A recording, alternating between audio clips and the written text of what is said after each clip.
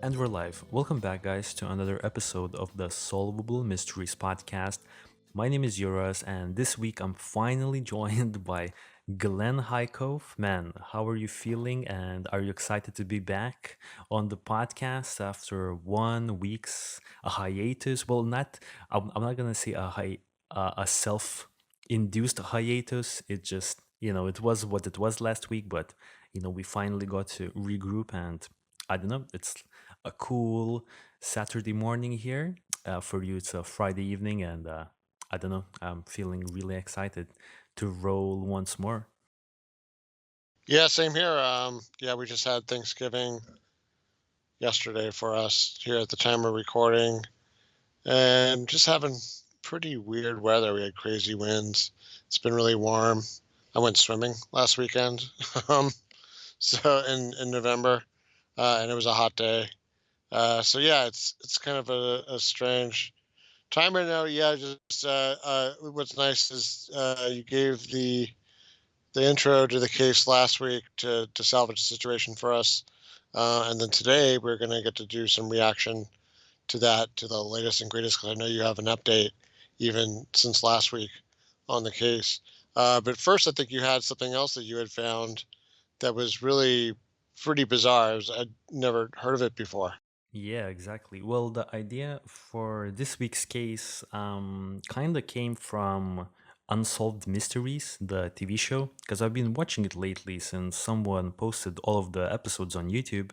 And I got like this idea of maybe trying to do something similar uh, because I really loved Unsolved Mysteries, the TV show.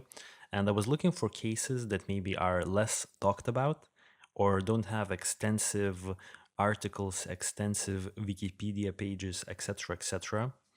And long story short, I stumbled upon the Nima Carter's case. And Nima Carter's case was very interesting, also very horrifying, and I'm really excited to discuss it on this week's show.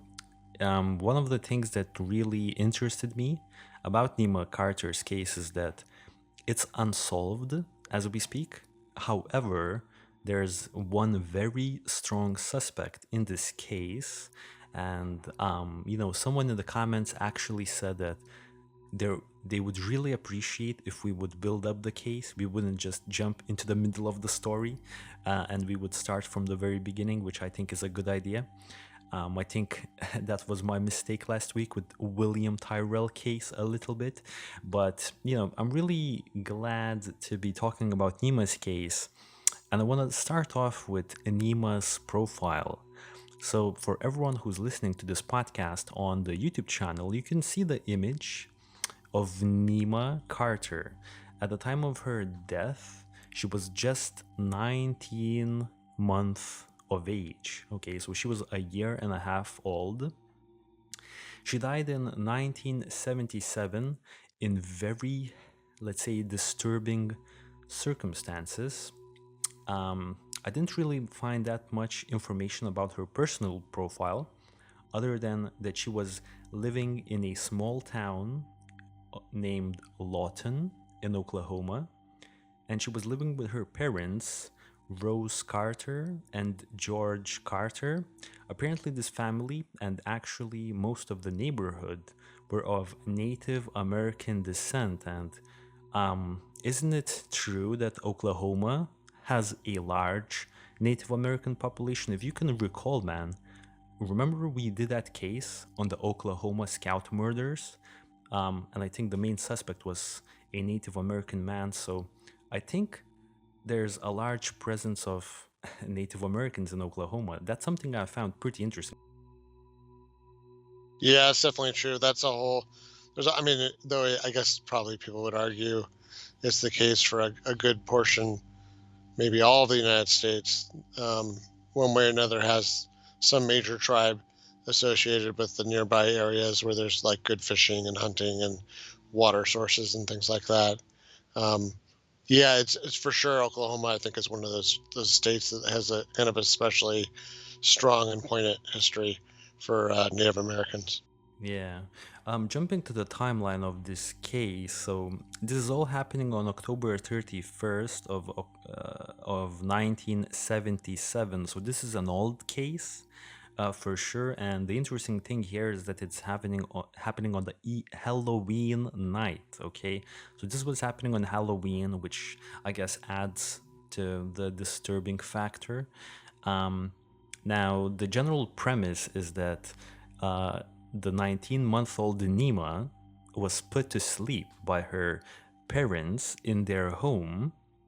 And the interesting point here is that, well, not necessarily interesting, I didn't really manage to locate their home on the Google Earth because no one really gave out the address. And I think I spent like a good maybe hour and a half, like trying my hardest to locate this house. This is where the audience members come in. If anyone actually knows where the house of the Carters in Lawton, Oklahoma is located, could you please leave it in the comments section or somehow contact us? Why I say this is because this case is very interesting, and I think we would have a better time talking about it if we actually would see how the house looked, because I will get into it very soon, but we don't really know how the house looked, and it makes it a lot more difficult to speculate what could have happened. This is not like the John Ramsey case. I mean, John Benet Ramsey case, where we know everything about the house. We know, like, we have videos from inside the house. Like, you could really speculate where a potential kidnapper may have entered the premises, but in this case we don't really have that. So unfortunately we have to use our imaginations here a little bit. Now, as the 19-month-old Nima was put to bed, the parents left her room. She was apparently put to bed in her cot.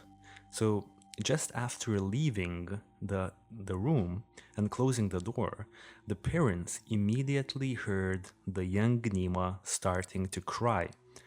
Now, the parents, at least now on the screen, we can see George Carter. George Carter was the father of Nima, and I think his wife, Rose Carter, has since passed away in the year of 2000. I think what they both told the authorities or media back in the day was that young Nima would actually cry on a regular basis, and their technique was, if they hear Nima cry, they would let her cry out, if that makes any sense. So if Nima would cry out, she would eventually get tired and would fall asleep. So I wanted to throw it back to you, man, immediately, because you're the only one on this podcast who actually has a kid, you know what I mean? And actually a daughter. So maybe there's some sort of a link there as well. Have you ever heard about this strategy of letting your children cry out until they tire out and fall asleep? Yeah, I heard somebody I worked with a long time ago refer to it as like Ferberizing or something. I don't know. But I have heard sort of from, I mean, even my own parents and other parents when I was younger that I would work with, and now, I mean, ours was like a little bit of a different situation. But yeah, it's pretty common, I think, to try like that. The idea is like you kind of get the kid used to your child used to being alone in the room, and usually it does take the parents like closing the door on the kid to get them to do it. Now the only thing is, like, there's, I mean, I know it is possible for something to go wrong in that, and I'll actually say that from personal experience.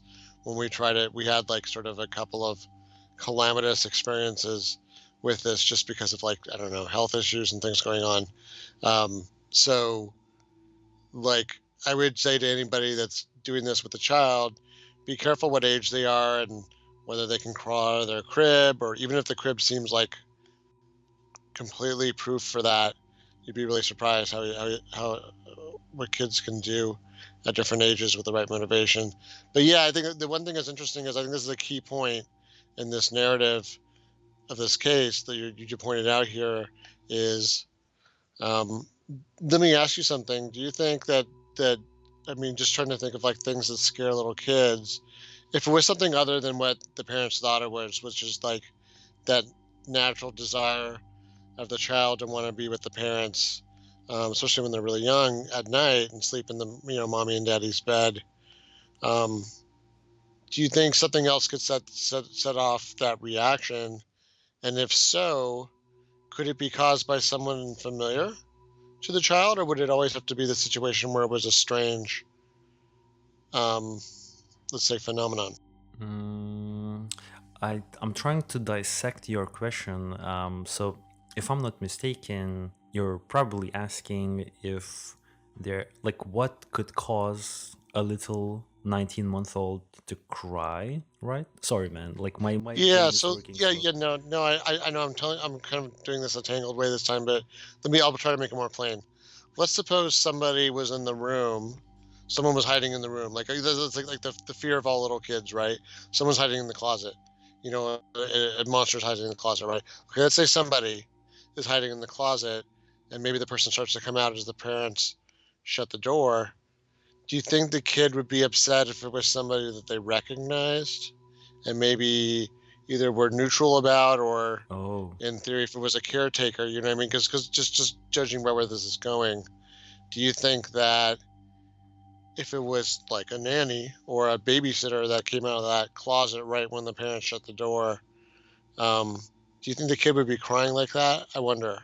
that's an amazing point, man. That's an amazing point because not to run over the timeline here, the main suspect in Nima's murder is her babysitter at that time, who was a 17-year-old girl called Jackie Roubideaux. And, you know, there is speculation that she may have been hiding in a huge closet in Nima's room. And as you bring this point up, I'm thinking to myself, well, if it was maybe the room at that point, since it was nighttime, was already dark, and if it was, and because it's like Oklahoma, it's October, like almost November, I would assume the the days are getting shorter and shorter. Perhaps the room was kind of darkly lit, or it was really dark, and maybe young Nima couldn't really recognize who came out of that closet potentially. Maybe it just seemed like some sort of odd, dark figure standing at the other side of the room, which would make me scared as hell as well, you know what I mean? I mean, for a 19-month-old, I think they probably at a dark room, they wouldn't really recognize who's really coming forward, right? Yeah, I think you're right. I mean, just maybe I'm overthinking it because, yeah, maybe just like, that would be extremely startling, like you said, for somebody to suddenly come out of some place where the child had never seen anybody go into. I think that would scare almost any animal that could perceive it happening. Yes. Um, so maybe that's the source of it. It's interesting though that it seems like it was persistent, right? That the crying is that an accurate description? That Yes. what happens after this is that the crying persists for some amount of time. Um, that's the one thing I don't really know. The only description of the events that I have is that Nima started crying right after the parents left her room, and then they went to bed and they slept. We don't really know if the crying was taking, like, I didn't find the information of how long the crying persisted. Okay, yeah, I was just curious because I don't know. It would be, I guess it would partially kind of answer some of the timeline questions, right? About when something happened when. Exactly. That's once again an amazing point you have there, man. Moving on with the timeline and my notes that I have here. In the morning, Nima's mother, Rose Carter, entered Nima's bedroom and she discovered that Nima was nowhere to be found. Now, apparently Nima was doing similar stunts like that, where she would, in the kitchen sometimes, pile like little books or something like that, like bags or something like that, on top of each other, and she would actually get up to like higher counters to grab some snacks. I know that sounds crazy, but apparently that's what Nemo was doing. And apparently, and this is coming from Stephanie Harlow's video, I didn't really find this information, but I assumed she must have read it somewhere on some source that I didn't manage to uncover. And what she said was kind of interesting. She said that once the mother found out that Nima is not in her crib anymore, she went to the husband, to George Carter, who was in the bathroom. I think he was shaving at that point. And she said to him, "Hey, our daughter is not in her room. Have you seen Nima?" And apparently they were kind of nonchalant initially about it because they knew how Nima was and that she may have just, wandered off somewhere. Then the husband was like, "No, I haven't seen her." Then the mother started panicking and they called the cops. So that's one interesting point to note, that, it wasn't like a huge shock immediately. There was like maybe a good 5 or just a couple of minutes of confusion before the the events, or like the severity of the situation really hit. The parents ended up searching their home completely and they didn't find anything. Now, the interesting point here is that Nima's bedroom windows were completely intact and they were locked from the inside, as well as all of the doors in the home were also locked from the inside. And I'm not really sure if they were locked in the morning, because if they were locked from the inside, then how could a potential culprit snatch up a kid and then, like, exit the premises, but then also somehow leave the doors locked from the inside? Or maybe it makes sense. Maybe you just lock the door from the outside and you take away the key, and if you lock the door from the outside, it wouldn't be any different if you would lock the door from the inside. It's just a locked door. So okay, that kind of makes sense. I kind of just answered my own question here. Now, um before moving forward, man, you want to step at this particular point in the timeline? I You want, was, yeah. I was, yeah, I was trying to think. So as a homeowner, and whatever, and lived in a couple different homes over my life. I was trying to think, like, how do you know that a door is locked from the inside? So that's where I'm like, so did they have something like a chain or some kind of deadbolt that wasn't at all connected to a lock that faced outside? Because to me, that's the only way they could really be sure that the doors were locked from the inside, from my point of view. Or if they had maybe something blocking the door, some other kind of like stop or something, like like some places in high crime areas have things you can like prop behind the door Hmm. when you're asleep at night. You know what I mean? To really keep someone from forcing their way to the door. I don't know. That part bothers me a little bit. I was also thinking, like, well, what about the back door? How would you know? Like, I don't know that I've seen that on so many back doors in my life. Hmm. Like a chain or some kind of like deadbolt. I guess the deadbolt thing. Maybe that's what it is. Deadbolts, and then if they have some kind of glass door in the back of the house, not many of those necessarily open from the outside. I'm trying to think, like a, do you know what I mean? Like a sliding glass door, Hmm.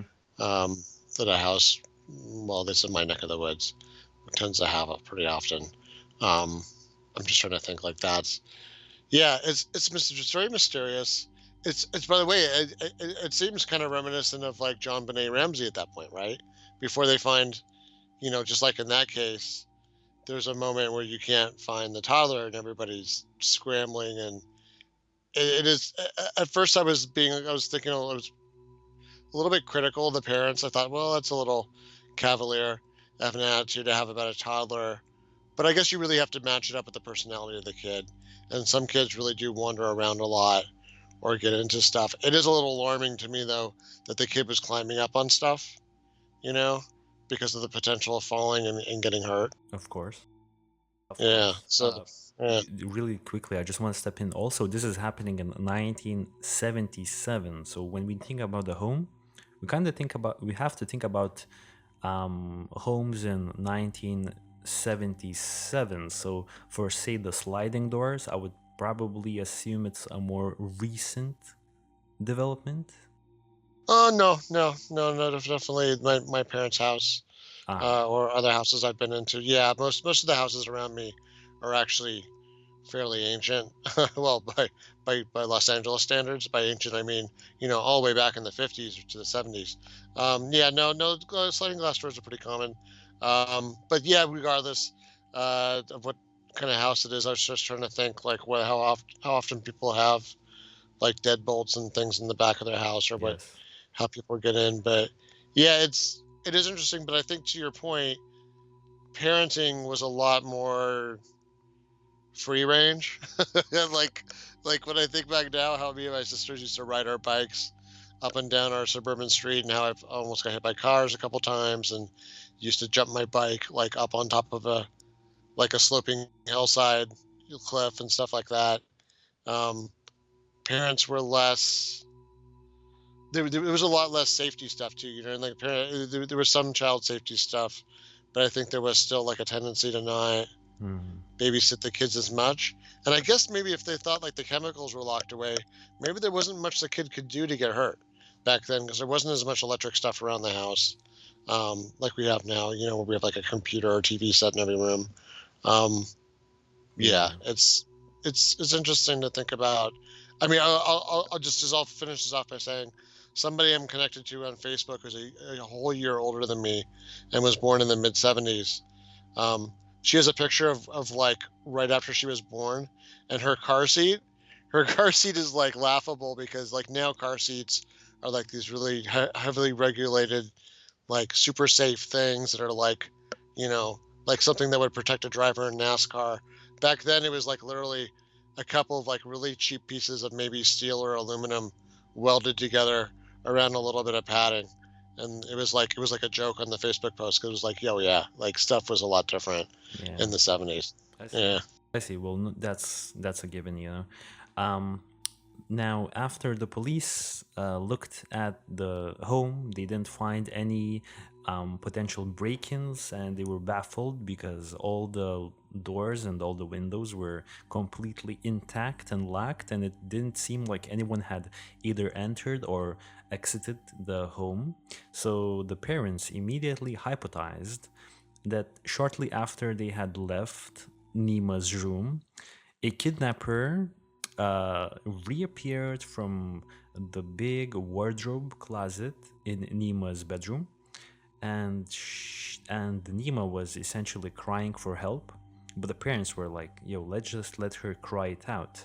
And then Nima was abducted, and she was missing for the time. Now, as time went on and no new evidence could be found, speculation immediately started to emerge by the public and I believe by the police that maybe Nima's parents had something to do with Nima's disappearance and that they had initially staged the kidnapping. Now, if they did that, I just want to quickly say that they did a way better job than John Benet Ramsey's parents. You know what I mean? Because like, they didn't leave a massive note, they didn't, mess up the crime scene, etc., etc. Yeah, Yeah, if we were giving tips, we would say don't overthink it. Yeah, it was like they didn't like stumble over themselves, if that's what happened to John Bonet, to do this whole convoluted like yeah, ransom note, and in someone else's hand, and one of their handwriting, it looks like. Yeah, they it's had pretty that. pretty strange. Yeah. So yeah, it's Yeah, no doubt, man. Okay, so after several hours of interrogation, as well as tests with lie detectors, like lie detectors now are kind of shaky. I kind of imagine them being even more shaky in the 70s. Anyways, after these tests and long interrogations, police found the parents to be innocent, and that's literally all we have. in terms of whether or not the parents could have done it. So I think, for everyone, it's like your own now decision to make an opinion.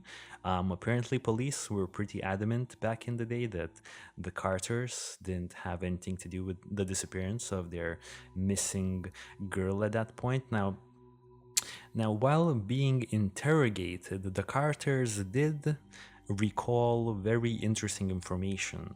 Okay, the Carters told the police that only 2 months prior to young Nima's disappearance, they had found their family dog dead from poisoning, and only 2 days after that, their home has been vandalized. So this is happening 2 months before Nima disappears.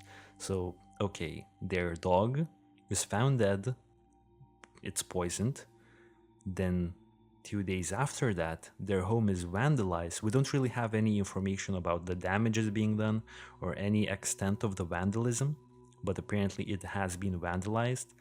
2 months after that, their daughter is kidnapped, what it seems like.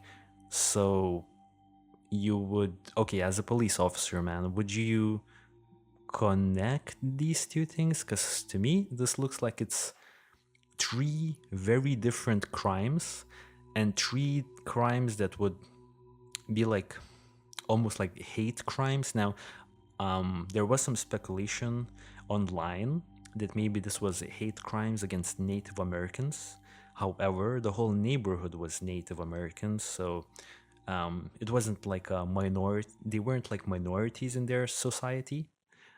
They were actually the majority, I believe, at least in their neighborhood. So we could probably throw that out. But what do you make of the events that transpired only 2 months before Nima disappeared?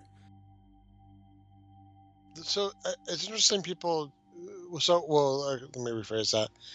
I feel like the poisoning the dog, if you were looking at a certain theory, would be that it was laying the groundwork for the crime in the future.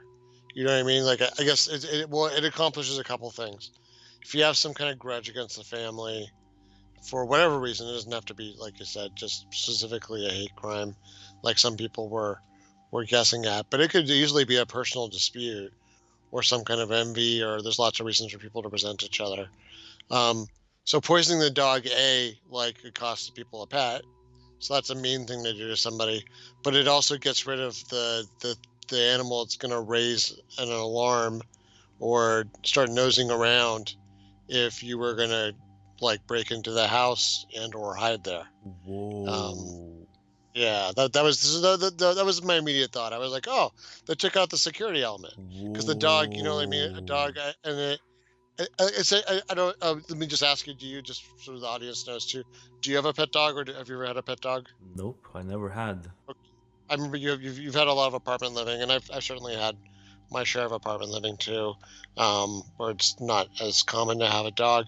So one thing about a dog is, dogs are like super nosy. They can be really obnoxious if you go to someone's house and a dog isn't trained right. The dog is like always all over you and like really nosy and like sticking his nose in your crotch and stuff. And you know what I mean? So I can't even imagine trying to hide in someone's house if with their dog there, because their dog would like not let it be a secret. You know what I mean? The dog's going to smell you, almost certainly, assuming it's any kind of normal breed of dog. It's going to smell traces of you. You'll smell very different. Um, it's always interesting to me how much better a sense of smell dogs have, that they can really detect these little tiny changes. So yeah, from my perspective, that's like, when you have a dog, you have like a security guard with superpowers in some ways, right? But So that's yeah, you just get it out. okay, dude. I'm really happy you brought this up because this somehow completely past my head. I didn't even think about this, but this is an excellent detail that you pointed out, and it really got me thinking just now. Um, you know, if the dog was still there, you kind of imagine that this whole crime of Nima's abduction would have been way more difficult to achieve, right? Yeah, I mean the dog would have made all kinds of noise when the person even tried to come in there. But if the kid was making noise at all on the way out, or you know what I mean, the dog would be like in the hallway too, most likely. I mean, depending on how the people care for the dog. But here in the United States, a lot of people let the dog into the house. That's really common. So the dog is sort of around all the time anyway, um, keeping an eye on things. I saw this cool video the other day on Reddit, and it was like a nanny cam in these kids' room, and you see this real big dog that's like the family dog, like 3 or 4 in the morning, just wander into their room and like look at them for a while and just make sure, kind of like make sure everybody's breathing, and then leave again. So Whoa. that's maybe I'm gone pretty long on this topic, but yeah, just from that perspective, it's hard to overstate how what a dog means for home security. Exactly. No, but that's a good point, and you know the vandalism also probably shows us that whoever was committing crimes, uh, you know, like at this family in particular 2 months ago, they not only took out potentially the security factor of the home, they also shown that they can enter the home and exit undetected. You know what I mean? So I don't know. I think you've done some genius work here just now, connecting the dots here. Moving on with what I have in my notes.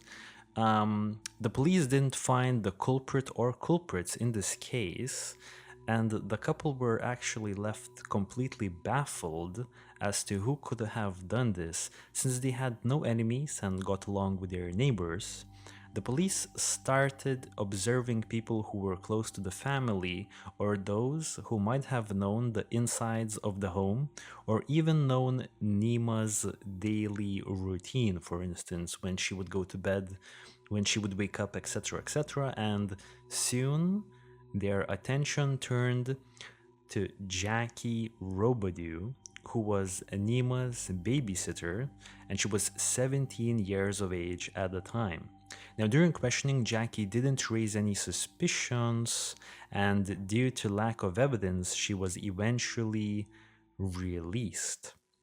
However, after about a month, uh, a breakthrough in this case happened when some children were playing in a local abandoned building, and inside that building they found a fridge, and they decided to open that fridge. Now, as they opened the fridge, they saw the dead body of a 1.5-year-old girl. It was discovered that the child had died from suffocation in the fridge, and just a few days after that, missing Nima's mother, Rose Carter, positively identified the body as being her daughter. So a month after her disappearance, Nima's body was located in an abandoned house around 1 mile, from what I've heard, away from her, Nima's home. And Nima's body was found in a fridge. And apparently no blunt force trauma, no nothing. Only that the baby was essentially put inside of a fridge, and then she essentially died. Now, the fridge, from what I'm gathering, wasn't really turned on because it's an abandoned home. It was probably just somehow sealed off, and young Nima didn't really have a way to get out, so that's how Nima perished. And, dude, your thoughts on that? And the fridge thing is interesting. When you were growing up, did you ever get admonished about like not playing around old refrigerators? We didn't really have any, so I didn't. No. Oh, I remember that growing up, that was a problem, and like I was just thinking about it now. Is like, why the hell doesn't anybody take their fridge when they abandon a building? Is it because it's just so bulky and like not worth taking? Or like now with, I guess, I don't know if it was like this back then, but like newer fridges now are much cheaper to run than older fridges, if that makes sense. So like we bought a huge freezer last year, and the thing only cost like $20 a year or something to run with the small amount of electricity it takes. So I always wonder, like, why this must have been a real issue. Um, Probably there's always an issue with kids playing around condemned buildings, and I know there's probably like some good amount of urban areas that during the 70s through the 90s, Hmm. cities were getting renovated in a big way. So it's sort of hard to think about it now, but if you think about like where you're at, with like the former Soviet infrastructure, what if someone decided to rip out like entire square miles of it? Like, has it ever happened in Lithuania yet, where they've like removed big chunks of the old Soviet stuff? Um, I can't really recall, to be honest. Okay, so Yeah. that this so something the only reason why I mention it is this definitely happens here in the States. I mean, one of the most famous cases I think was in New York City. There were these whole huge like blocks of housing. Some of it was public housing or housing projects. Some of it was just tenements and things like that. And it suddenly got condemned, and there were all these like there's like miles of places for people to that just nobody lived there anymore really because it was so run down. It was essentially abandoned. So I always Jeez. wonder about that. Yeah, I always wonder about that. So okay, so there was already if this makes sense, just to stick a pin in this for a second. I'm saying this because this was a trope that had been going around for a while, probably like ever since there were fridges as a thing that became abandoned. Um, Especially the way the old ones worked, where they used to have a latch. So like this isn't really familiar to me because like growing up, my entire life, refrigerators were held together with magnets, Hmm. um, along the door frame. But the old ones, the old refrigerators have like a almost like those old style car handles, if you know what I mean, Hmm. like a car handle from like the 50s or something, where you kind of like turn it. Hmm. You know what I mean? So like some of them had that. So I think that was the problem, was it was something you could open pretty easily from the outside, but there wasn't like a reciprocating handle Hmm. for the inside, so you could easily get shut in there. I think also if you're just in a small space, you can asphyxiate, of Hmm. course. So this is the whole thing is though it's still ludicrous at this point to think that this 19-year-old somehow got out on her own, um, 19 and month stuck old. herself in a fridge. Or sorry, yeah, 19-month-old. Yeah, this 19-month-old, like basically a year and a half old, that this kid could somehow get out and like Yes. lock themselves into Exactly. an abandoned building somewhere. Exactly. So at this point in the timeline, we only have the babysitter as a potential person of interest. She now is, at that point, not really believed to be involved at that point because she's, she doesn't raise any suspicion to the police when she's She being. doesn't fit any profile, right? I mean, that Yes. was the thing. I mean, when you think of like who would do that, I don't. I mean, I still think it's really weird when you think about it. Um, she just doesn't seem like a likely candidate, other than she had access to the home. But probably, do you think at that point, if she was being suspected at all, they would have thought that, well, like they like if I would have thought like someone that fit her profile, 17-year-old, like woman or young lady who was babysitting the kid. I think most people, most of the time, would think if she was involved at all with a kidnapping or abduction, it would be maybe to help someone else with a financial motive. You know what I mean? Like to help Yeah. a group of guys that were trying to like kidnap and do a ransom, the whole thing. But it doesn't really fit any kind of normal profile otherwise of like these strange, serial killers. I mean, like like case in point, once again, like all the other ones we've covered, like Madeline McCann and John Benet Ramsey, where there's alleged to be some sort of like, let's say, interest in the child from a male figure. You know what I mean? Like Yeah. that's sort of the normal suspicion. Even case in point, the case out of Australia that we handled recently with that little girl that was abducted and then returned, the guy had like a weird fascination, let's say, with little dolls and little girls. Oh, yeah.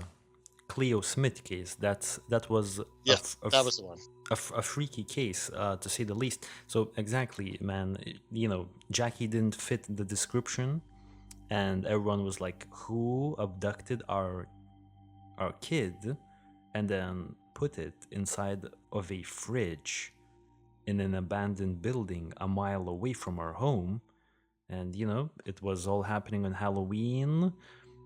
Also, one thing I want to mention before I move forward with this case is that police initially think, well, I think even after, they didn't really connect the abduction and murder of Nima with the events happening in the Carter home 2 months prior. Like George Carter, Nima's father, he kind of suspected that there was a connection, but the police assumed that those two incidences were not connected. Now, this is where the story became very dark, and I want to bring in a case about the Carpenter twins. Two twins who have, one of them has been killed and another was almost, let's say, murdered in almost exactly the same fashion as Nima Carter just a little over a year ago in the same town of Lawton, Oklahoma. And this was pretty insane. So, Nima's case was very similar to the case from a year prior, when on the 8th of April 1976, the 4-year-old Carpenter twins, two girls, Augustine and Mary Carpenters, disappeared from their grandmother's home. From what I've reckoned, they were in the custody of their grandmother. Now, 2 days later, as they disappeared, children were once again playing in an abandoned house. Apparently, kids really liked playing in abandoned homes back in the 70s in Oklahoma, at least in the city of Lawton.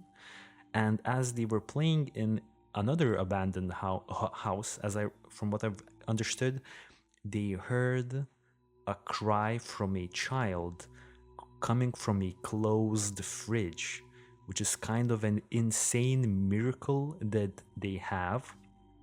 The kids investigated the fridge and decided to see who's inside that fridge. They opened the heavy door to the fridge and found the two twins. Unfortunately, only one of them was still breathing. The twins were later identified as Augustine Carpenter and Mary Carpenter, the missing children who had been gone for 48 hours at that point in time. The twins were immediately rushed to the hospital, where Augustine Carpenter was found to be stable. However, Mary Carpenter was pronounced dead.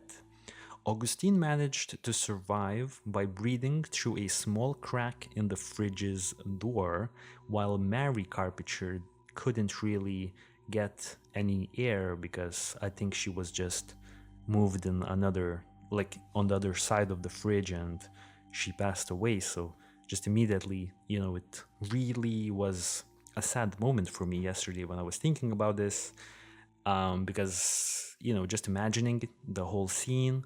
Augustine is, scared, probably cold, I mean, breathing through that little hole in the fridge.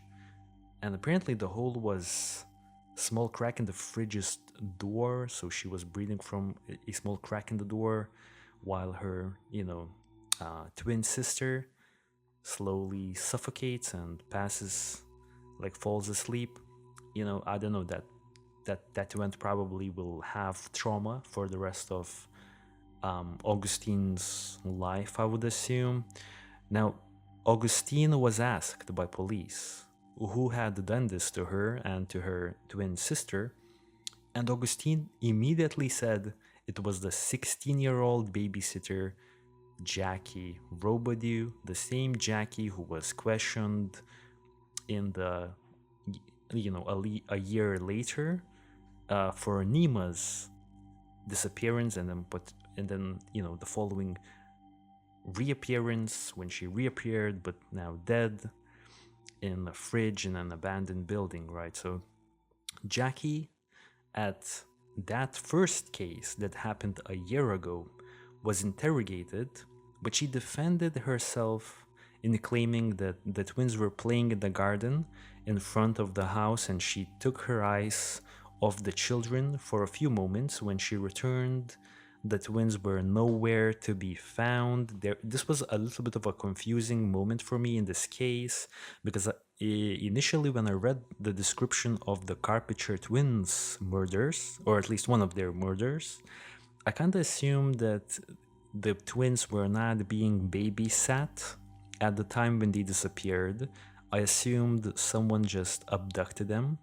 But later, Mary testified. So, Mary Carpenter, the twin who survived, when she was 10, so 6 years later, she testified that Jackie had actually entered their grandmother's living room where Mary and Augustine were watching television on the afternoon of April 8th, 1976, and Jackie told them to come with her. Now they walked several blocks to the house where they were told to get into the refrigerator, and Jackie then told the two twins that her grandmother would come to get them later and take them for ice cream. Now, no one really came, and only a miracle really did save Mary's life, right? Augustine didn't really make it. No. Okay, so this is okay, so I have two different cases. I kind of now realize I messed up. Apparently, one source said that Augustine survived, the other said that Mary survived. So I'm not really even gonna, go into those details anymore. But at that point, all I'm gonna say is that the babysitter, like one of them clearly survived, okay? The babysitter seemed very shaken by the whole ordeal. Jackie, when she was investigated for the Carpenter twin murders, she was very shaken, and she actually even helped search efforts before the Carpenter twins were found. So on probably the following day, she was like also searching a little bit. I know I've been talking a lot, man. Do you want to reflect to anything that I've just, at this point in the timeline of the Carpenter twin disappearance? So I mean, a couple things. One is, I mean, at this point in the narrative, I think everybody, when they listen to the similarities in what happened, and the person that is the common link between these two sets of death, it becomes obvious this person's involved. So it's interesting that she did that thing that we've seen with other, I guess if you want to call them serial killers, which is basically what she is at this point, right? Because she's killed more than one person across a period of time. I just want to I just want to quickly step in. I just want to say allegedly because Jackie later was only convicted of the murder of one of the Carpenter twins. The murder of Nima is officially unsolved to this day. Okay. Okay. Well, then she's allegedly. So let's say if she's accused of that by anybody. It's interesting that she inserted herself into that process, right? That's that search process, like we've seen a lot of people do historically, who've who otherwise wouldn't have been part of it, or when they're part of the community, maybe that's part of that whole experience for why it happens. Now, as far as the person, and like you said, there seems to be like some confusion about whether, like when the children were actually actively being, let's say, babysat officially versus maybe unofficially, kind of on their own. I wonder if it was if this babysitter had worked for a couple different families and was sort of familiar with the the child rearing strategies of different households and how things went. Like, let's say this grandmother always took a nap during a certain time of the day, and the kids kind of had free range outside of their house. Well, then maybe somebody would know that would be the perfect time that you could enter the living room and nobody would really stop you. Mm-hmm. And in fact, maybe she was used to doing that because, like, stop by the house. Jacqueline, maybe she was told in the past to stop by at a certain time to do some babysitting or to otherwise check in on something. It makes sense. Makes sense. Seems like the babysitter out of all of the people would probably have like two things working for them. First thing is that they know the pattern of the kids' daily routine, and the second thing is that you're never really gonna suspect a young teenage girl to be involved in this case. You know what I mean? No, I mean, she's the person you trust with your kid. That's the scariest part about this whole thing. Um, Yeah, like it's very well, it's very antisocial in a way. But when someone like this would do a crime, because they're out of all the people, right? Even more like that's who you trust with your baby or your kid normally, because that's the person who's going to be more yes. mature and less violent than like a teenage boy or something, right? Or even a man. So it's strange. Now, here's one thing I wonder about. You must be familiar with those cases where, like, and this has happened multiple times now. Um, now that it's easier to prove things and with record keeping and stuff, where like a nurse will kill somebody under their care, Of course, or of multiple course. people. Yeah. Yeah. I mean, there's lots of cases like that, and there seems to be a wide variety of motives. But it's interesting because I can't help kept thinking to myself, if like what happens in this case didn't happen with someone like Jacqueline Roubideaux. I wonder, like, would she have become one of those nurses that did this like power trip over killing her patients, like we've seen other people do? Like, there seems to be a specific, you know what I mean? Like if you look at these things that are like kind of common elements for people to do serial killings, as much as they can like systematize it and try to provide motives or like reasons why people do things. It's interesting because, like, for men, you tend to see one pattern, or not just one pattern, I mean multiple patterns of things that are sort of like around like having power and dominating somebody and maybe satisfying like certain urges, whether they're like, at all normal urges or whether they're extremely unnatural urges. For women, these patterns seem to be something else. So this is like a weird kind of like destructive, deniable, and that's I think the part that's most powerful about her, sort of her social disguise, right? This is her disguise with society. And then, yeah, like let's suppose she goes to someone's house. Suppose she goes to that lady's house, and that lady's like, "Oh my God, what are you doing in my living room? I'm calling the police." She could like turn around and probably talk her way out of it and say, "Hey, no, I thought, didn't you call? I thought we were doing a babysitting thing today. I came by to, or pick up the money from last time. You didn't pay me." You know what I mean? There could have been a whole, she would have been able to talk her way out of it, and probably, if nothing else ever happened, it wouldn't get pinned on her. You know what I mean? Versus someone else who does that, and right away everyone's like, "Hey, what's going on with this guy? Like, what else is going on? That's like around this person." Exactly, exactly, dude. At this point in the timeline in the show, I wanna share you the screen that we have here. I wanna show you the picture of uh, Jackie Roubideaux, and you should be able to see her picture right now, right, man? So this is Jackie Roubideaux. This is, I'm not really sure when exactly this picture was taken, but immediately I'm getting like bad babysitter vibes. Like, I think these pictures may have been already when she has been arrested. So oh, this one is definitely, this is like the most grainiest mugshot I've ever seen in my goddamn life. I don't know, It like, was just goddamn. that was probably one of the first. It was like a really early digital camera, and probably the prison system got it, and it was supposed to save them all this money, but instead it ended up taking potato cam pictures for 10 years, and now Damn. everyone looks the same. Yeah, and but these are like, because these are like 10 times better pictures. You know what I mean? Like, they're obviously not in color, but they're good pictures.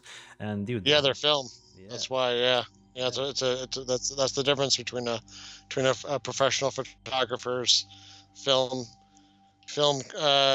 captures back in the day when film was the thing, versus a really cheap, shitty 1 megapixel digital cam at a low rent prison office. yeah. No, no, no doubt. I like how you break that down for us. But now, looking at this picture, man, you could probably sense that this was like, I don't know, maybe she every single picture that I've seen her face in, she looks evil. Do you get that Yeah, evil vibe? yeah, I get an evil vibe, and before people like I know there's going to be somebody who's going to say, look, you can't judge people by their cover, but judge a book by its cover, and I mean, you do have to like watch out for that, but they've actually done studies about some of these instincts. A lot of these instincts do prove to be correct. There's like, I'll give you an example.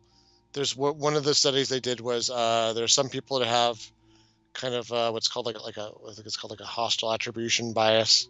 Um, they're kind of like angry people, and it's interesting because when they've diagnosed this in people, they've taken pictures of these people smiling, and when they use like a control group of just people that haven't been diagnosed with this condition, of them smiling, and they mix in the pictures of these people that have this kind of like this issue with other people, like trying to smile and look normal, and in theory doing a good job. It's interesting. You can actually tell.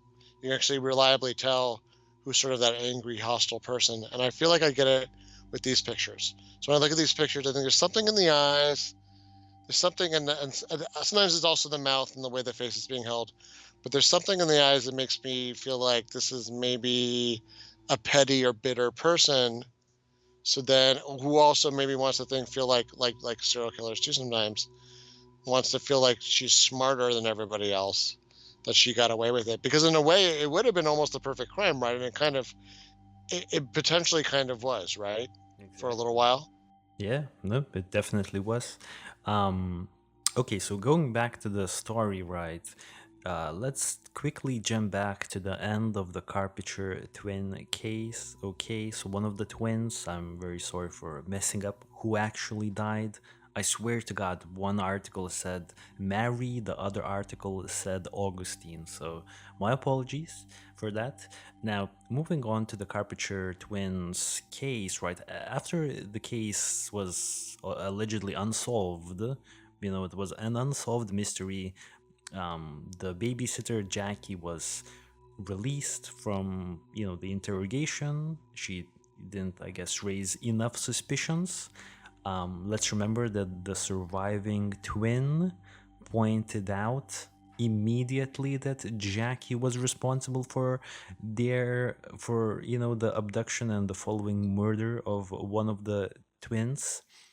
But the police were thinking to themselves that a 3.5-year-old's statements were not written in stone, I would say, and they didn't decide to go with that. Okay, so they kind of dropped the case, left it unsolved. The interesting part here is that mostly everyone, I would assume, in the neighborhood, because Lawton is not a big town, everyone was at least kind of, must have heard that the surviving twin pointed out that Jackie was responsible for what happened to her twin sister, but then Jackie still got babysitting jobs.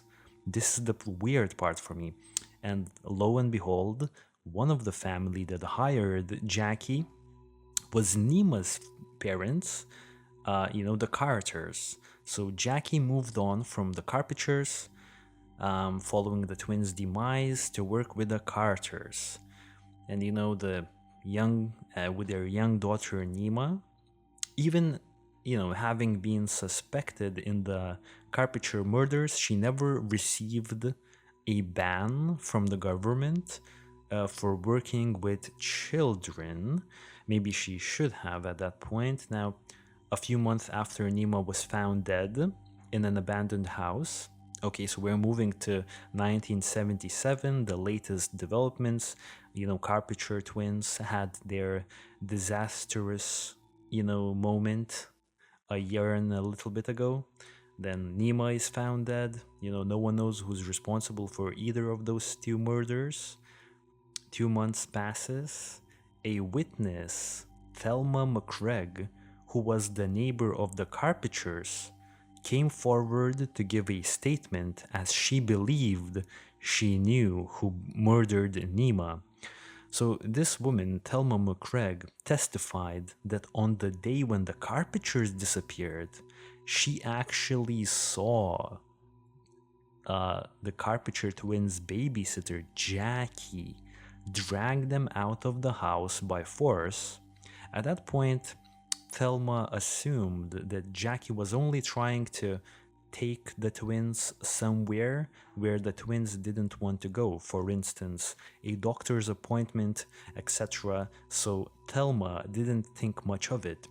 It was only after she found out about Jackie being a suspect in the case of Nima's disappearance that she realized what she had seen over a year ago in the disappearance of the Carpenter twins, and she was like, wait, this is the same girl, and she's suspected in the same cases. And at that point she must have connected the dots, and she was like, oh my god, Jackie killed one of the Carpenter twins. I saw her drag them out of their grandmother's home, because let's remember, Thelma was the neighbor of the grandmother. So this is kind of shocking, man, because if Thelma had informed the police during the initial search for the twins, there is a chance that one of the twins that had perished would have been found in time and rescued, right? I mean, like, that's crazy. Yeah, I mean, it's like must have been heartbreaking to think that that might have made the difference. But I mean, who could know, right? It was once again this person had this like halo effect on her because of her status, I guess, her social status as a trusted guardian of children. Yeah, but at least, you know, Stephanie Harlow was really like, really going hard on this Thelma person. At least she could have brought it up, but who knows. Now, thanks to Thelma's eyewitness account, there was enough evidence to conclude that the murders of Nima Carter and Mary Carpenter. Okay, so all of the other sources that I have state that Mary was the twin that didn't survive. Okay, so and after this eyewitness account, the police said that both murders of Nima and Mary were not just a coincidence. So 2 years later, Jackie was actually charged with murder. One of the witnesses testified in court. One of the witnesses who testified in court was actually the then 6-year-old Augustine Carpenter, the surviving twin. She had to retell the story of how she lost her beloved sister. She explained how Jackie took the twins to a white house by the railroad tracks, a place where neither of the twins had been before, but they trusted their babysitter at that point. Now, after a while, they grew increasingly distressed as there was a mess in the abandoned house and all of the furniture was destroyed. Jackie then told the pair to get into the fridge and promised them that soon their grandmother would come to take them out for ice cream. In the 1976 Carpenter twin case, there were two witnesses at that point, which is Mary Carpenter, the surviving twin, as well as the neighbor, Thelma. However, in the 1977 Nima's case, there was no evidence or witnesses. Therefore, Jackie never stood trial for the Nima Carter murder. Now, that's why I think we're talking about this case this week, because Nima didn't really get justice. We kind of assumed that Jackie was responsible, but I still have a few details I want to go over. And to finish off the timeline, in 1979, Jackie Roubideaux was found guilty of murdering Mary Carpenter, and she was sentenced to life in prison. She died in 2005 after having appealed her innocence several times. She was denied every single time a request to shorten her sentence. So this is the general timeline, and I don't know, man. Your any thoughts before we move on to the next section, which would be the interesting details in this case that we haven't yet talked about? It's just so amazing to think how a case like this must have really undercut the faith of a lot of parents, and who takes care of your kid. I mean, that's really one of the hardest choices to make, is to think who you're going to leave, even with your house. Let's say if you leave someone to take care of your house while you're gone, or your pets, but your children is a whole other level. And from those like nanny cam videos that I cannot stand to watch. Frankly, I can't stomach to see somebody helpless get abused. But there's plenty of evidence to show that a lot of people do. A lot of like antisocial behavior goes on behind closed doors. It's interesting to think. The one other thing I was thinking about this case was, it's interesting to think how much of this must have always gone on from somebody who's in a position, let's say, socially not as, let's say, I don't know, privileged, or I don't mean that in like the sort of way it's being used these days. I mean it more like you have people in different stages of their lives. Some of whom are doing jobs that are like, formal labor for other people, and maybe socially feel, I don't know, like lower, let's say, or feel like they're somehow taken advantage of. It's interesting to wonder like how much of what's going on here is this person being interested in, I don't know, macabre topics, or like the power of having of doing that. I mean, it seems like such an unnatural thing to do to a child, and by someone who doesn't have the usual motives we're used to seeing. You really have to wonder what's going on inside that person's head. Yeah, that's a fact. Now, going back to some details that we didn't really talk about in this case yet, one of the interesting points that I want to bring up here is that Nima's father, George Carter, was never convinced that Jackie Roubideaux was responsible for Nima's death, and in an interview 30 years after his daughter's abduction, he said, "The Jackie Roubideaux we knew? No, it just doesn't add up. I never sensed that about her. Whenever Jackie came over, Nima would run up to her and give her a hug. But several years ago, I saw an interview with Jackie in a newspaper. She said she was on drugs at that time in her life. Was it someone we knew? I think so. Someone who was familiar with our house. But I've never been fully convinced it was Jackie." Okay, so what do you make of George Carter's statements that he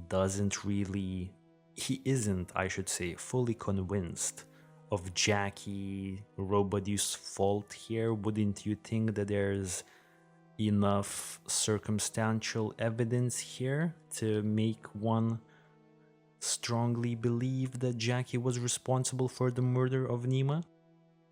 Yeah, I think this guy's in denial about the truth. I mean, he's probably the thing I talked about before with the photographs.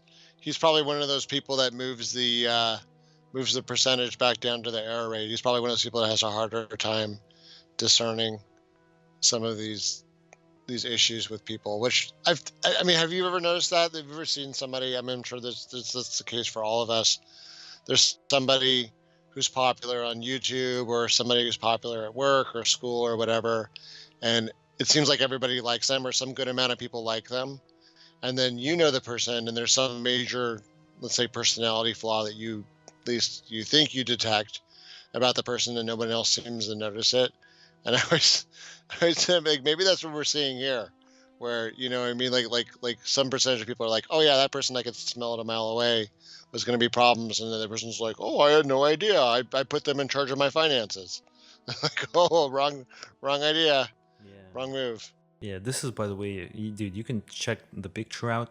This is George Carter, Nima's father, quite a few years after Nima was killed.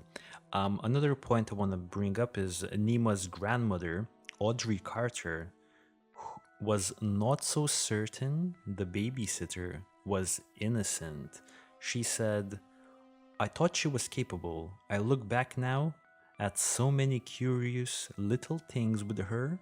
She was just weird. Okay, so the grandmother of Yeah. Nima said she was weird. I want to ask you a question. What do you think she meant by weird? I think, well, first I'll say that I'll give grandma way more credit on her radar for weirdness with, especially another woman than, was it George? Yeah. Having that same thing. As far as weird, yeah, there was some stuff that was off about the behavior, and there was enough that was setting off alarm bells. And I have to wonder, like in both cases, here's another thing. Um, I wonder if there's any kind of like little minor slights that this lady either experienced or thought that or thinks that she experienced, maybe aren't even real. Minor insults and things, or things that she felt, like bones to pick with her employers, where that could have ended up being this. Now, there's a book that came out, about 10, 12 years ago or so, called The Poisoner's Handbook, I think is the name of it. And what it was, I think the whole gist of the book was pointing out, this is like a nonfiction book. It was saying that there was a whole bunch of deaths that used to happen in the past, that they are now realizing with like modern science were poisonings that were at the time written off to food poisoning and all these other things that killed people off in the medieval days, and the days after that, prior, I guess, to contemporary times. So the reason why this is important is you had, like this is often one of the theories, the kind of theories of crime. One of the theories is that women tend to use more indirect means to murder somebody because traditionally there's a strength imbalance, between, like men are more likely to, maybe because we're dumber sometimes, can't let our temper and our testosterone get away from us. A lot of male murder, if it's not like, for organized crime or something, with like a pure business motive, tends to be very physical, tends to be more overt, tends to be obvious. Like it's more obvious that this person was killed. But for a long time, especially because a lot of women traditionally were closer to like food preparation and things like that. And if you were making food for maybe someone who was abusing you, or who had power over you, that was one way that you could murder somebody and not have them find out. And I almost wonder if like what happened here was almost like the same kind of thing. It's not a poisoning, but it's almost that, right? Because it's taking kids and putting them in a spot where they were supposed to I can't talk, asphyxiate to death. Not a mark on them, right? No marks on them. No slaps. No hits. No penetrations with weapons or bruises from being bludgeoned, right? The kid dies with like no real evidence. This is before a lot of the DNA stuff. Though they would at least try to preserve some of the evidence that someday did actually end up being DNA evidence for other cases. But it's interesting to think about like how this lady must have really thought that she had this perfect crime. Yeah, exactly. And dude, one last detail that I want to bring up is that apparently on 1977 October 31st, the Halloween night in Oklahoma, in the town of Lawton, apparently it was a thing to go out and play bingo at night. And apparently Jackie was annoyed that night with the Carters, who had asked Jackie to babysit. Okay, to babysit their daughter Nima. And there was actually another witness in some sort of a convenience store that actually saw. Well, the situation was such that Nima and the father George Carter, they were both at a convenience store, because it's a small town, maybe that's not that big of a coincidence, on the same day when Nima was abducted. And they had a brief conversation, and I believe George told Jackie that he and his wife had already found a substitute babysitter for that evening because Jackie had declined earlier in the day to babysit Nima, and I don't really know how that conversation went, but apparently George was the first one to leave the convenience store, and as George left, the clerk actually heard Nima saying something along the lines of screw that guy or something like that. Something like maybe even more explicit, I would assume, than I've just portrayed. So I don't know, that's kind of Wait, a the clerk heard Nima say that, or Jackie? Jackie, Yes, I was like, I was like, I'm sorry. Jackie, not Nima. Nima was at home. She was 1.5 years old. I'm sorry, Jackie said something very scary to the clerk. yeah. I mean, that's just adding to my feeling that this was the whenever the personal animus came up, this person has a personality type that makes them hold grudges to an extreme amount and lash out in antisocial ways. Yes, exactly. And you can see it from her pictures. She seems that someone that will not forget. She will get Yeah. back at you. Okay. Yes. One thing I want to speculate at risk of sounding slightly insensitive. So her claim, I guess we'll sort of we heard this indirectly through George that he had read something that in an interview that said that she said she was abusing a lot of drugs at the time, and I don't know. I mean, on one hand, that is a very I mean, it's a problem everywhere, but especially in Native communities, they're especially hard hit by substance abuse across the board. At the same time, unless it was alcohol, which does put weight on you, I can't imagine what other drugs she was on. I mean, she doesn't look like she's anyone that has any problem with appetite or, like she's not. She doesn't look like she's strung out on anything. I guess is Yeah. what I'm saying. You know what I mean? It doesn't look like heroin or meth or something like that.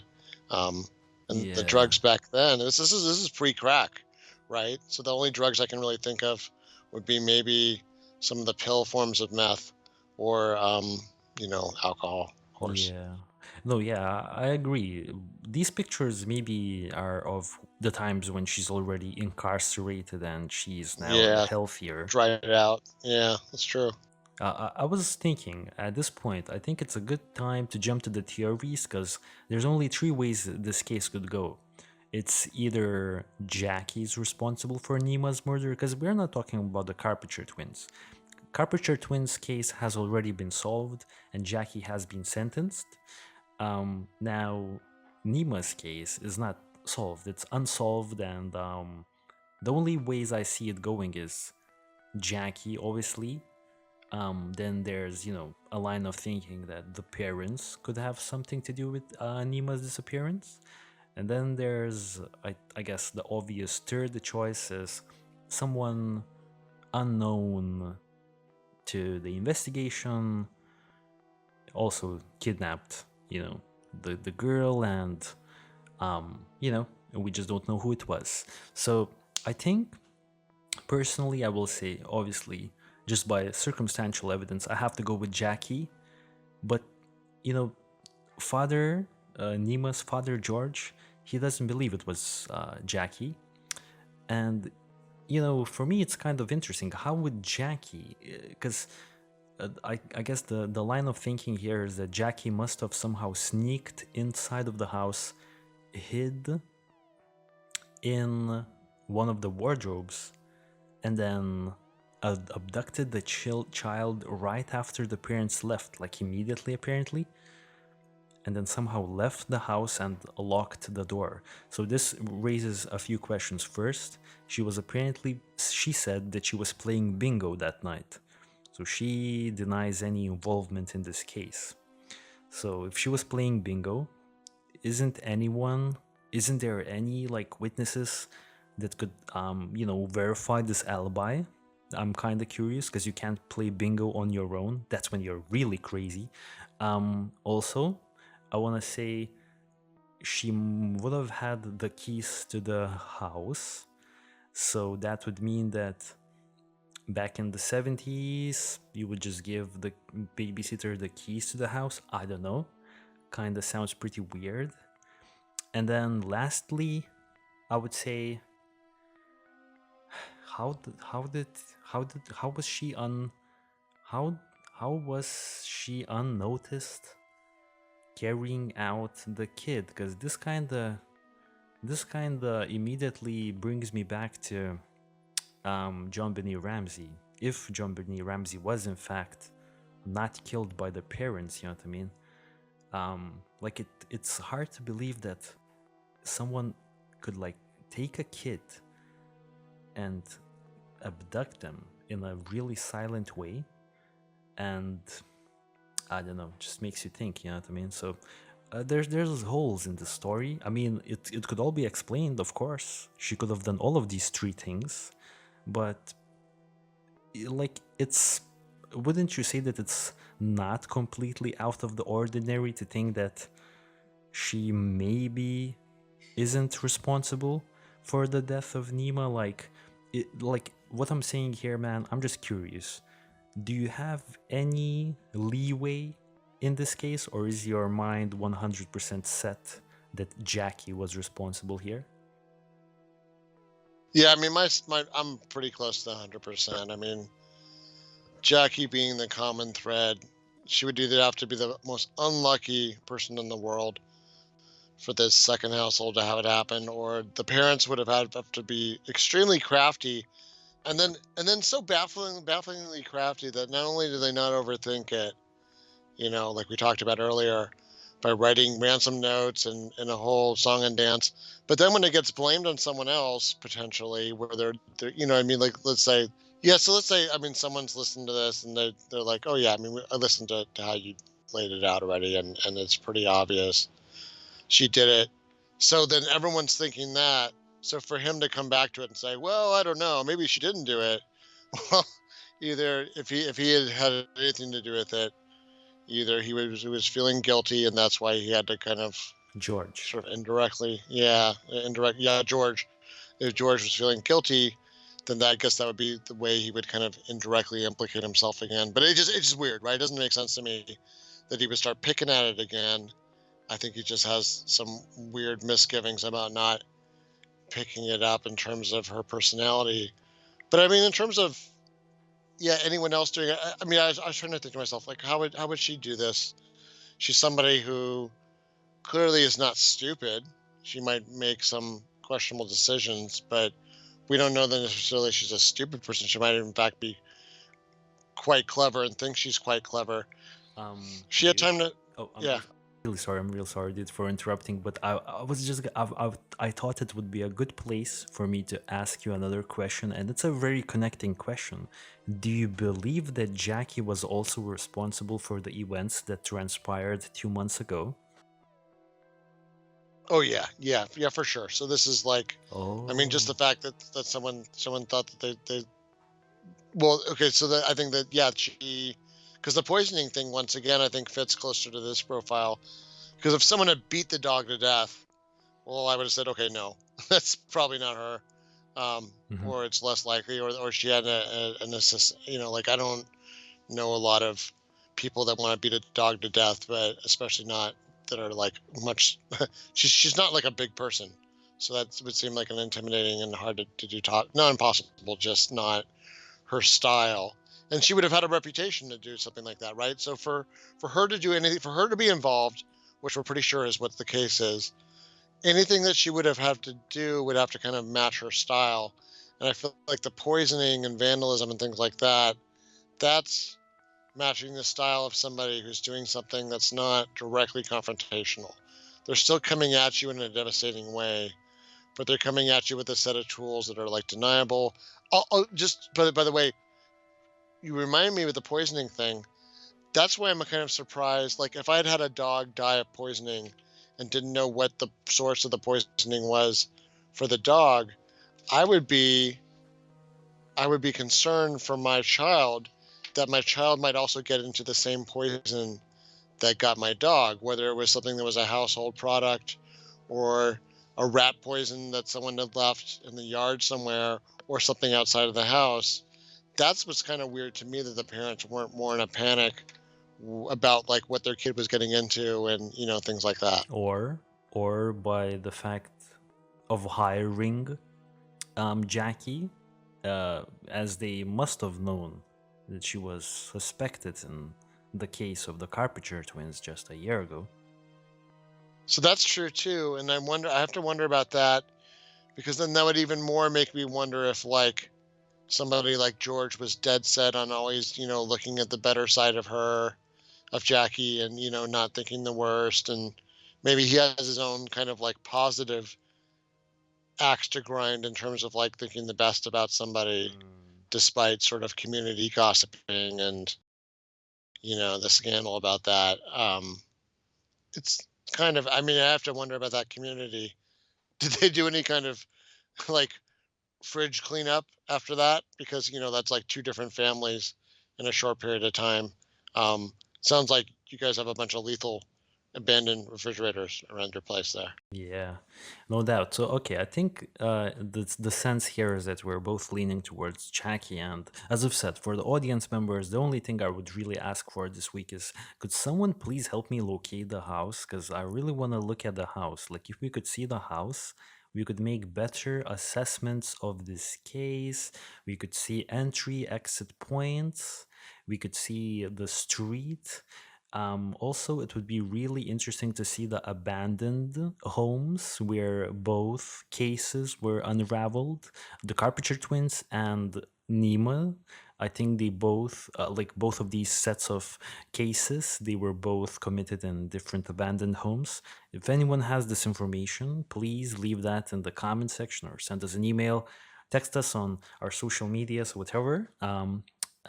Try to get a hold of us. We really want that information. If anyone does have it, maybe like residents from Oklahoma, maybe something, so we'll be looking out for that. The only thing that we kind of wanted to talk about today was, the newer developments in the William Tyrell case. If everyone remembers, last week I covered William Tyrell.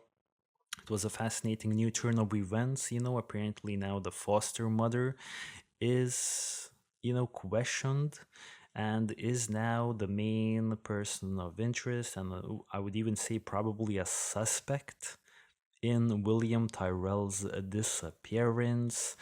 And I wanted to really quickly play everyone the newest clip that came out yesterday.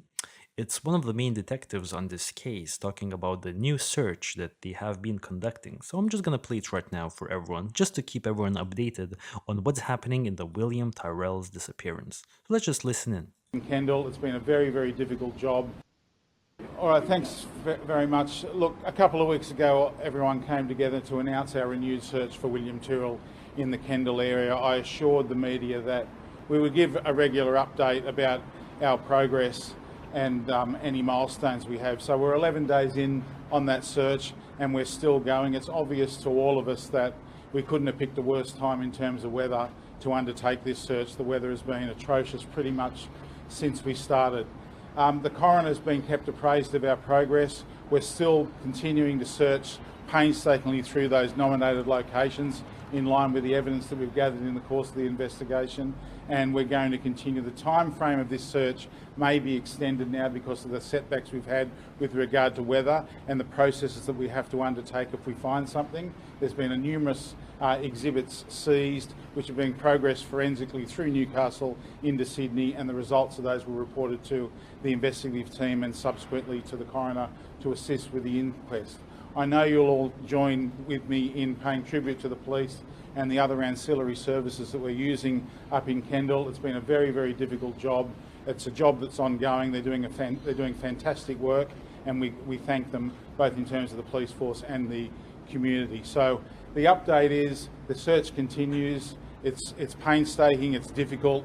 We're very happy with the progress so far, and we're very comfortable with where we're at, but we've got no great milestone to report today except to say that the search may well be extended beyond our initial timeframes, and I'm happy to take any of the questions that you may have. Yeah, so this was the newest developments in the case for the missing boy William Tyrell. So, just to bring you up to speed, really quickly, the search is still ongoing in that territory that the police is conducting their search. And the interesting point is that we got like a little bit of footage from what the police may have located in that area, but we didn't really hear any specific details. And now the law enforcement in Kendall, they are now stating that they are very happy with the progress.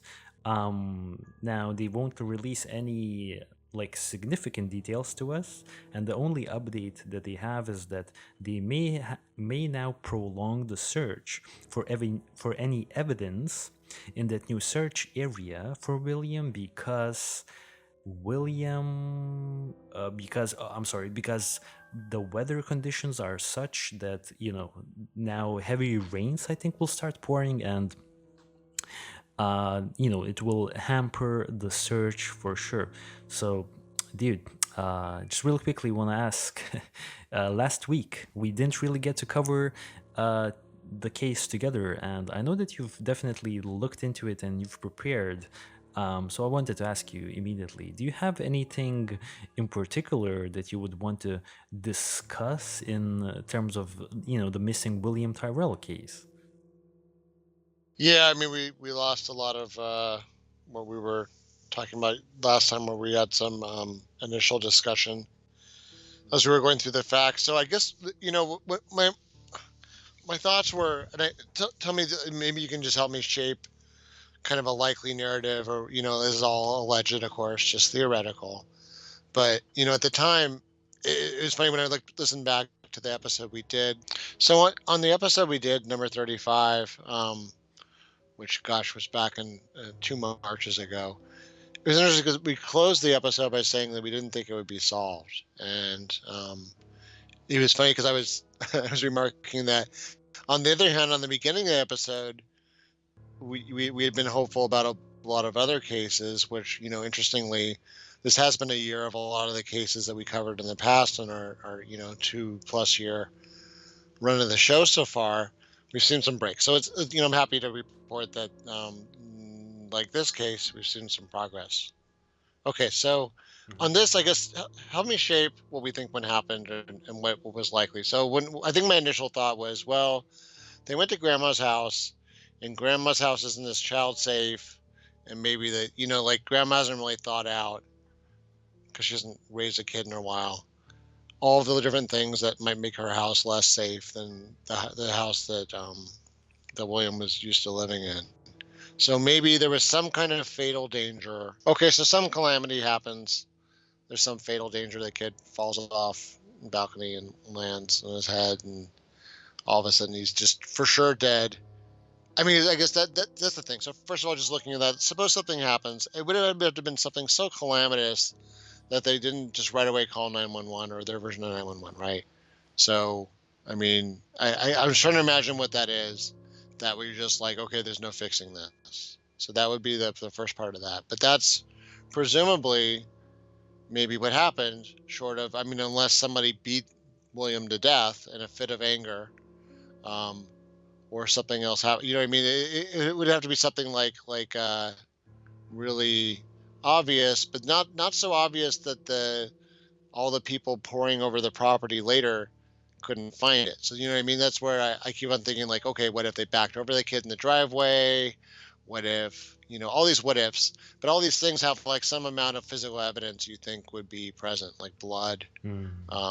You know what I mean? So like, what is it that could be so calamitous that they wouldn't right away call for help? Now, I guess after that, though, I have to wonder, why wouldn't they call for help anyway? Why wouldn't they just say what happened? Now, we did when in probably the part of the show that didn't make it to the final cut last time.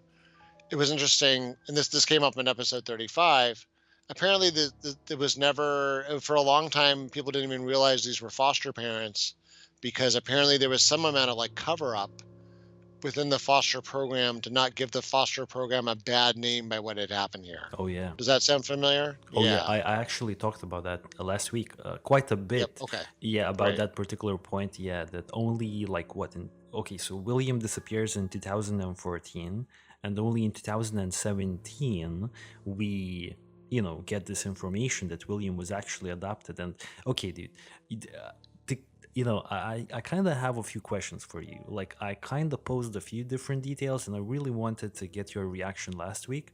I'm actually kind of happy that I get to do it this week. So, one of the crazy lines of thinking that I'm not sure if you're familiar with is the fact that, and I just want to share you the screen. I know our connection has been choppy, so let's see if it works. Dude, can you see the screen? Oh, perfect. Okay, dude. So now I'm showing you, it's like a screenshot from one of the news articles that I've read when I was preparing for that week's case.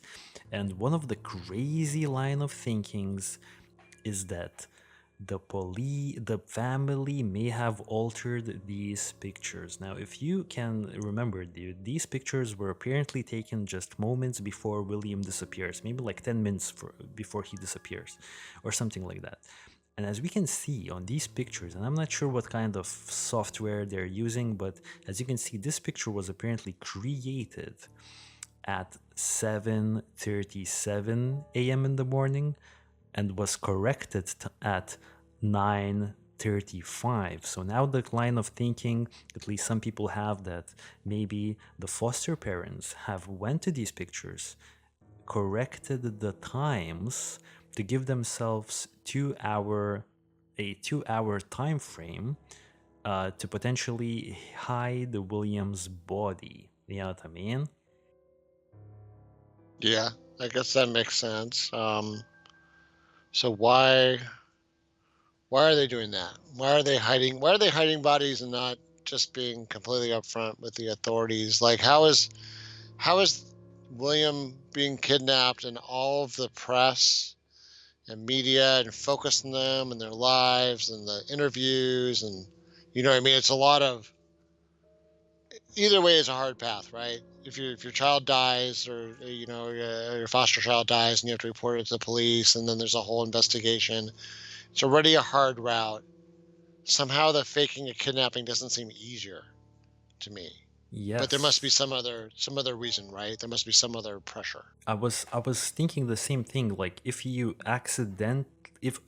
William accidentally dies, and like the big story for his death is that if you could see this infographic, man, this is the porch where William was playing with his sister, and apparently they were playing hide and seek. And the big theory is that he was maybe ran down not to the slope here, but he ran onto the balcony and then accidentally fell off from the other side of this very steep balcony and accidentally died. So if it was just an accidental death, no one's really responsible here other than, okay, maybe the parents didn't oversee the kids for a few moments.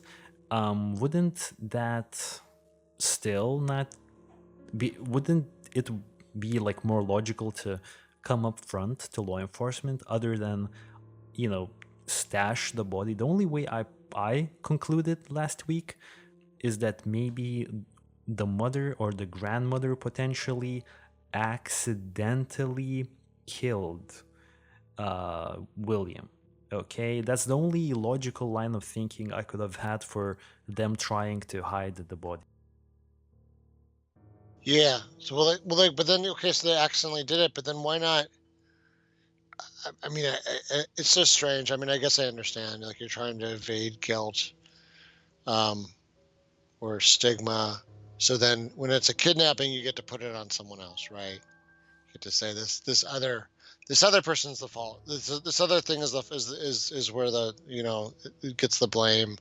We were victimized. This external force came and disrupted our family. and then Okay. and then Yeah. take and then I just want to quickly bring you up to date, man. And then apparently the mother took William's body inside of William's foster grandmother's Mazda 3, which is a hatchback that we can see right now on the screen for everyone, and apparently drove around 1 mile into the more rural wooded areas, stashed the body. Apparently she was witnessed in this vehicle. That's allegedly, but that's apparently. What happened? I don't know. I know it's a dark case. Didn't want to laugh. So my question is, as we sort of um, finish up this evaluation of this case, where do you think this tip came from? I mean, why now? Yes. Do you think grandma died and it was in her will or something, or you know what I mean? Like, what did this? Apparently, what happened here? Apparently, the grandma didn't tell anything. Apparently, she was going with the story. Now, one thing that I was thinking, and I want to pose you this theory. Okay, I'm gonna try to share you the Google Maps, so do you just take a look. I know we had choppy connections, but I hope everything works now. Okay, so dude, this is the Benaroon Drive 48, the home where William disappeared from. Now, oh, and they actually switched, oh my god, they actually switched the Google imagery. Now we can see outlines of the house. Wow. Okay, so now this is the place where the two cars were sighted facing west or whatever, that whole line of thinking that someone got abducted, whatever. This is the new search area. This is where police are now searching, from what I'm gathering. So what my one of line of thinkings was that maybe one of these homes in the neighborhood had CCTV, and they reviewed their CCTV and potentially spotted that silver Mazda hatchback. And it was known by police that the mother had driven the hatchback on that day.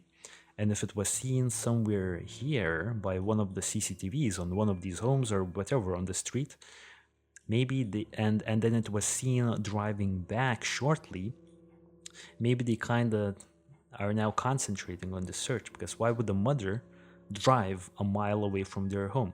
So, that was just kind of my line of thinking. I don't know, does it make any sense? Makes sense. I gotta wonder, maybe somebody knows better than us. I was trying to think, like, how would they even still have the footage from all the way back then? So unless they'd gone and collected a bunch of footage and only now we're finally getting through to reviewing it all. Yeah. Which is possible, I guess, especially if it's like a bunch of images or stuff that just, like, they didn't have the AI tools to even do the image recognition they can do now much more easily, versus 2014. I have to wonder. Yeah, I mean, otherwise, if someone's like going, I would be amazed.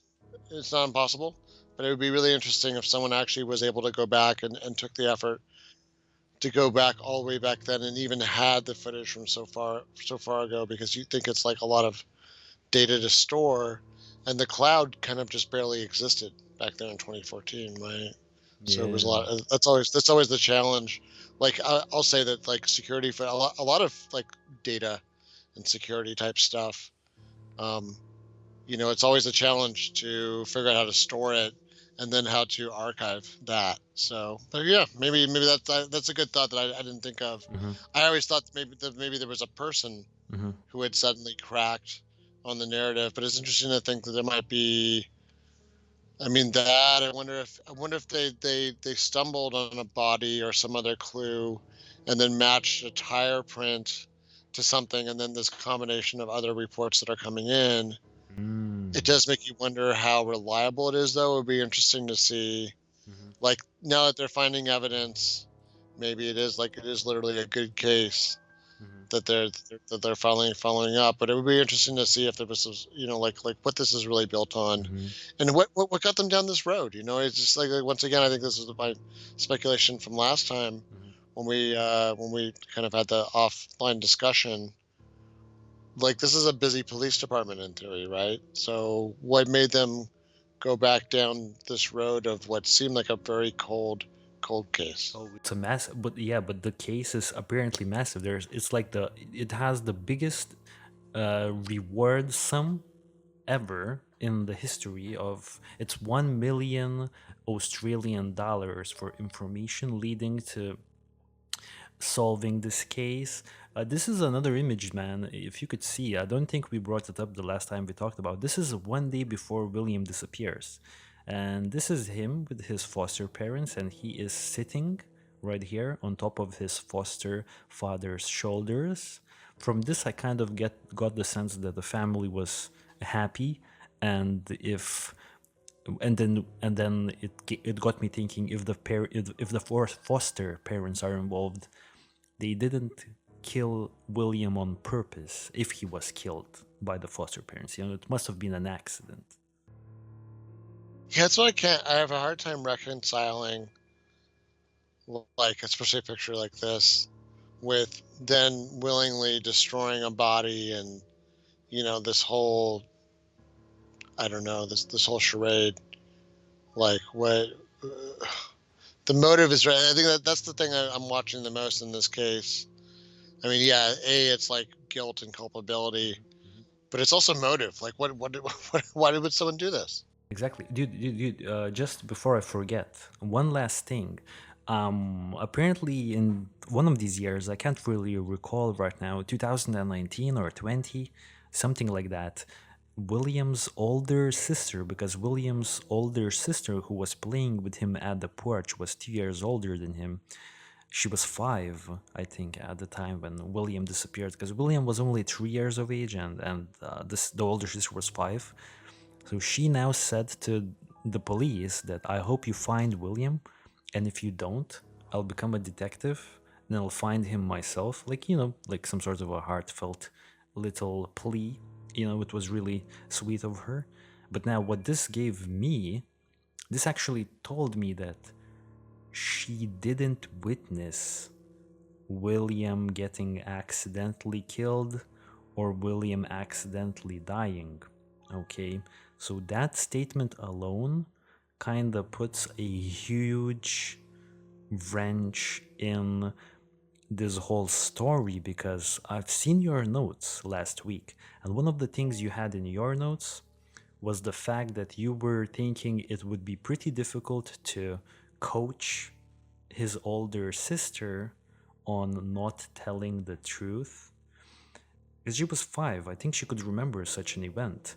And her statements to police, yeah. Yeah. So that's where I'm on the fence, because I'm like, well, maybe that's what's happening now, is somebody's getting some emergent memories of being coached and something terrible happened. Because that was the other thing is, well, like, let's go both ways. So on one hand, yeah, I think it would be really hard to coach like the 5-year-old. You're like, okay, remember when little William died? Oh yeah, and us neither. Okay, let's just remember that never happened. So then, okay, that doesn't seem likely. But then the other part of it is, wouldn't she also remember if everybody like losing their minds after they found William dead?